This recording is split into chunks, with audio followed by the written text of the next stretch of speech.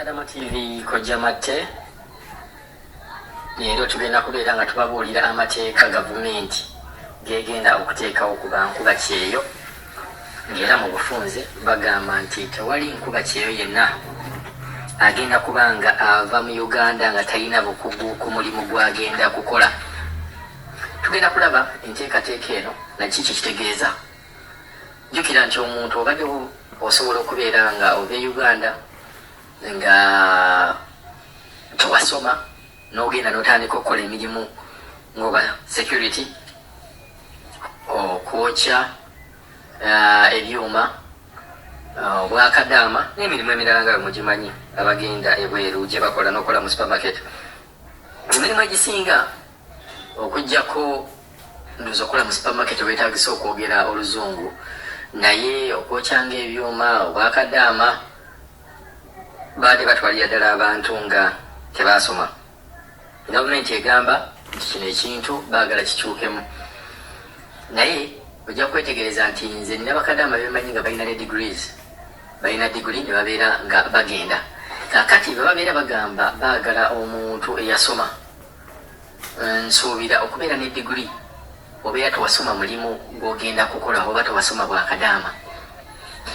Negamba ekintu kyalibadde nti tulina okutwala abantu abasobola oba abamanyi ekintu kye bakola, naye obuzibu bw'embulaba obusingira ddala bugenda kubeera mu bakadaama. Nti omuntu ogenda kuva eri ogambe nti oyagala muntu ayina obukugu mu mulimu gwakola, naye ate omulimu gw'abakadaama si bangi nnyo abagenda oba abakola nga balina obukugu obwo.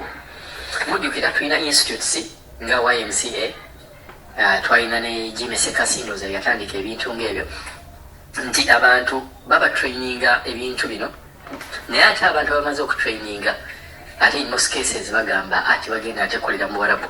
Kati noweesanga nti abantu abangi abeetaaga okubeera nga bagenda okukola mu Buwarabu be bantu abatanaba kubeera nga bafuna ebintu ng'empapula ng'ezo nga certificates ng'ezo. Bwe tudda ku bintu nga ebyokuzimba, ne tudda ku bintu nga ebyokwokya n'abantu abagenda mu technical schools, era ojja kwesanga nga ate be bantu abatera okugenda mu mawanga nga katetuga nti obanga Europe olinda yasoma ebintu ng'ebyo, yasoma amasannyalaze, yasoma okwokya ebyuma, naye agenda okulaba ng'ensi emu nagamba angende e Bulaaya.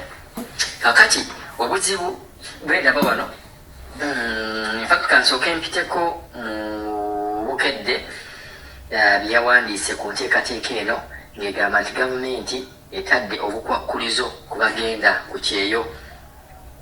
Bagamba nti gavumenti etadde obukwakkulizo ku bannayuganda abagenda ku kyeyo, era nga bagamba tewakyali muntu yenna kufuluma ggwanga nga talina bukugu mu kyagenda kukola. Kino kyakukolebwa nga kiyita mu tteeka lya Labour ne externalization program. Bwe tugenda ku point endala, kubaawo bonna bwe maasomyemu kikwata ku kintu kyekimu, kyakubeera ng'omuntu oli mukugu mu kintu ky'ogenda okukola. Naye wano bataddewo nti ate bankuba kyeyo bayingiza trillion 3.4 3.4 owa trillion we bayingiza ku musolo gwa gavumenti. Ezo sente nnyingi nnyo nnyo nnyo nnyo, era ojja kwesanga nga bwe bankuba kye babeera nga si be basooka, bali mu abo abakyasinze okubeera nga bawa omusolo wa gavumenti. Ne boogerako kwano ku bannayuganda abakyalemedde e Dubai nga basigazza ennaku nnya zokka gavumenti zeyabawa, ne basigazza ennaku nnya zokka gavumenti zeyabawa. Ate era ne beeyongera wano bagamba nti omuwandiisi ow'enkalakkalira mu ministry ey'ekikula ky'abantu n'abakozi, mwami Agre David Kibenge, yategeezezza nti basabye gavumenti obuwumbi 9. Jjukira nti buli kawumbi kalimu miliyoni 100. Kati obuwumbi 9 kitegeeza nti ekitongole kino kyasabye gavumenti miliyoni 9. Basabye gavumenti miliyoni 9 okusobola okubeera nga bakola ku nteekateeka eno gavumenti gyetaddewo bagamba nti okubeera nga bakola ebintu bino bye basuubira balina okubeera nga gavumenti ebawa miliyoni 9. Bagamba nti bajja kubeera nga basobola okubeera nga bategeka abakugu mu by'ensonga z'abakozi bababonye amawanga gano gonna abanaakolagana obutereevu n'ekitebe kya Uganda mu UAE. Kakati ensonga zino zonna bw'oba ozitunuulidde nti mulimu ebintu byeŋŋamba nti biyinza okubeera nga olowooza kiyinza okukola naye nga mu reality tekijja kukola. Bw'oba otunuulidde nti bw'oba ogamba nti abakugu bokka be bagenda okubeera nga bagenda ebweru, bagamba nti bagenza okunoonyereza nga abantu abasinga okufuna obuzibu be bantu ababeera bavudde wano nga tebalina mukugu mu kye bakola era nga tebasoma. Ojja kwesanga nti Uganda bw'eba ebadde efulumya abantu tugambe 1,000 buli lunaku abagenda ku kyeyo oba 2,000 ne bageza ne bateekawo etteeka eryo ti bakugu bokka be bagenda, oyinza okwesanga nga abantu 1,000 bokka be bafuluma ate ne batuuka n'ekiseera nga tebakyaliko. Reason being nti obukugu buno tebufuluma buli lunaku, obukugu bufuluma buli mwaka, mpozi nga banaateekangawo short courses. Naye bwe tugenda nti tugamba abantu abafunye certificates ezisinga zitandikira ku mwaka, myaka 2, waliwo bano basimanyi ngenze ku technical, linagala ku technical namalayo emyaka nga 3. Kati kitegeeza nti buli lunaku tewafuluma bakugu bano. Abakugu bano tubafulumya okuva mwaka, myaka 2, myaka 3. Kati kitegeeza nti gavumenti si kiwandye neesobola okubeera ng'ekkiriza n'okufiirwa triliyoni zino mugambye nti triliyoni 3.4 nti musobola okubeera nga muzifiirwa.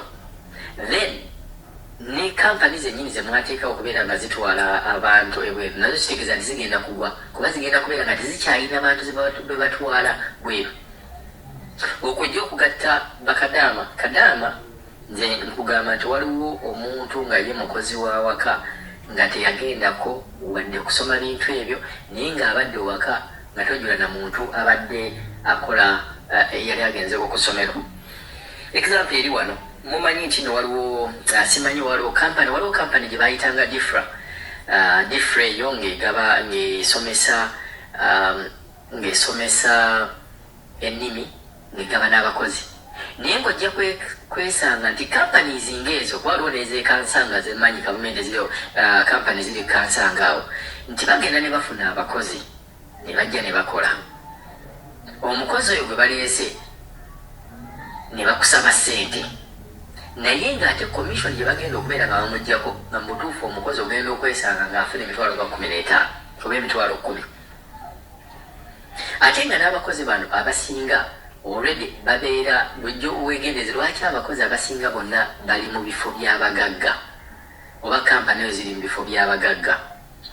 Nti abakozi bano abasinga bonna batageti workers oba babeerako n'obukujja obwabwe ne bagamba nze sikolera mu famire gye sitasobola kubba musajja alina ssente, oba kubeera mu famire omuntu wanandabira oba muganda w'oboosi oba omuntu yenna alina ssente.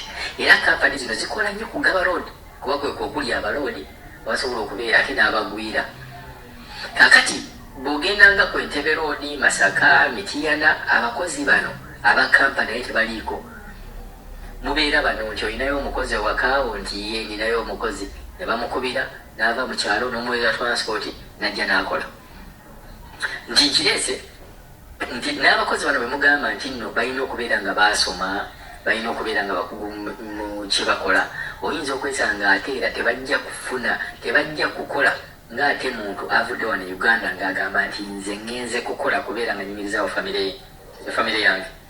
Nti omuntu oyo ava wano ng'agamba ngenze kukola kuyimirizawo famire yange abeera n'ebbidi, abeera n'amaanyi, abeera n'omwoyo, abeera kugamba n'ekimu drivinga okubeera ng'akola omulimu ogwo alabire ddala ng'afuna ssente.